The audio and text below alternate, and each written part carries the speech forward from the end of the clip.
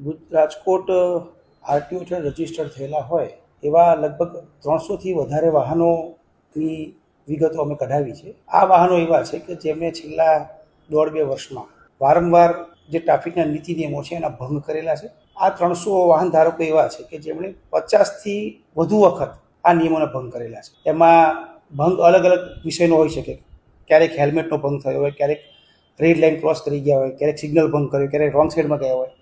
પરંતુ એક જ વાહન 50થી પણ વધારે વખત આ નિયમોનો ટ્રાફિકના નિયમોનો ભંગ છેલ્લા 1.5 થી 2 વર્ષના સમયગાળા ટૂંકા સમયગાળામાં કર્યો છે. એટલે આવા વાહનોનો જ્યારે અમે ડેટા કાઢ્યો ત્યારે અમને ખ્યાલ આવ્યો કે એ 300થી વધારે વાહન ચાલકો આવા છે. હવે ટ્રાફિકના નિયમ મુજબ જો કોઈ વ્યક્તિ ટૂંકા ગાળામાં 1.5-2 વર્ષમાં 50 વખત કે એનાથી પણ વધારે વખત ટ્રાફિક નિયમોનો ભંગ કરે તો એની જે લાયસન્સની પ્રક્રિયા છે એને એની પર ફેરવિચારણા થવી જ જોઈએ. એ વ્યક્તિ વારંવાર ભંગ કરતો હોય તો મતલબ કે એની વાહન ચલાવવાની પદ્ધતિ છે, લાયસન્સની જે નિયમો છે એને યોગ્ય નથી.